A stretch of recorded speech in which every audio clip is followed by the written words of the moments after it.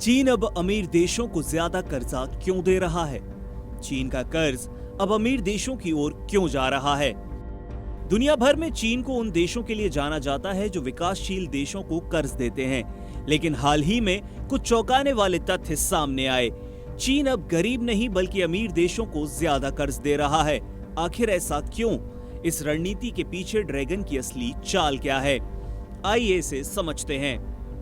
क्यों ये मुद्दा अब चर्चा में है? एक यूनिवर्सिटी विलियम एंड मैरी की रिसर्च लैब एड डेटा की एक नई रिपोर्ट से पता चलता है कि 2000 से लेकर 2023 के बीच चीन ने दुनिया के 200 देशों को करीब $2.2 ट्रिलियन का कर्ज और अनुदान दिया है।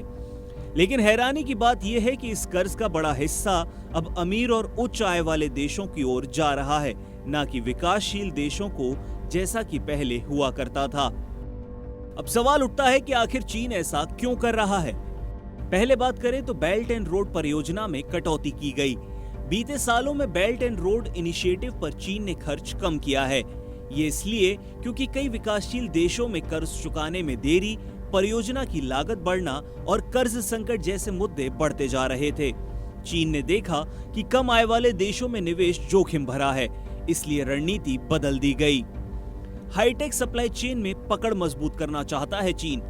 रिपोर्ट बताती है कि चीन अब पैसा दे रहा है और वहां जहां उसका दीर्घकालिक रणनीतिक फायदा है, जैसे कि एआई, सेमीकंडक्टर, क्लीन एनर्जी और उच्च तकनीक की सप्लाई चेन।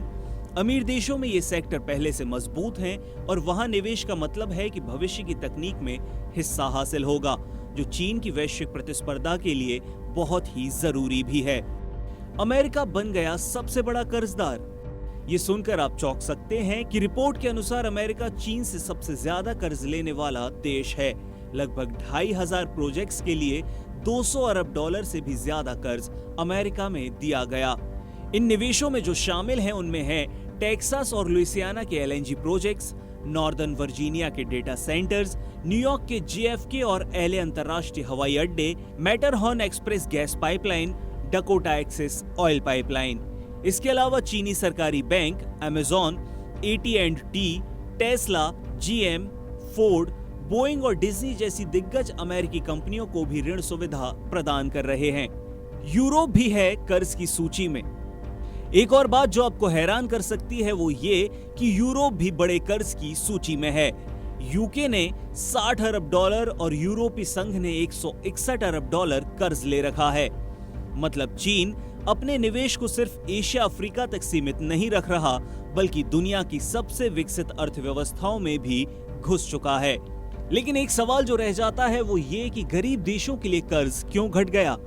2000 में चीन 88% कर्ज निम्न और निम्न मध्यम आय वाले देशों को दिया करता था, लेकिन 2023 तक ये गिरकर सिर्फ 12% रह गया। इसके उलट ही मध्यम और उच्च आय वाले देशों को कर्ज का हिस्सा 24% से बढ़कर 76% हो चुका है। इसका बड़ा कारण यह है कि गरीब देशों में कर्ज न चुकाने का जोखिम ज्यादा है।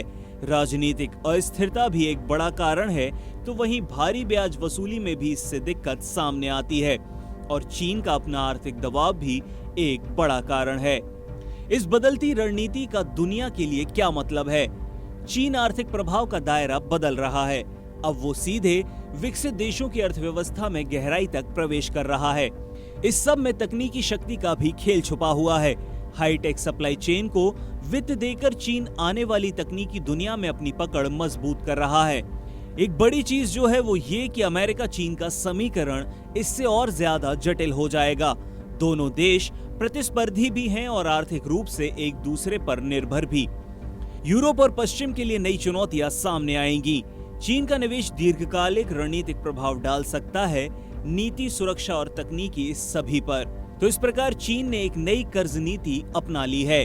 गरीब देशों से ध्यान हटाकर अमीर देशों पर फोकस कर लिया है और इसके पीछे की गहरी वजह है भू राजनीति और तकनीकी रणनीतियां। आपको क्या लगता है कि क्या ये चीन की आर्थिक शक्ति बढ़ाने की चाल है या सिर्फ जोखिम कम करने की रणनीति? हमें कमेंट में जरूर बताएं।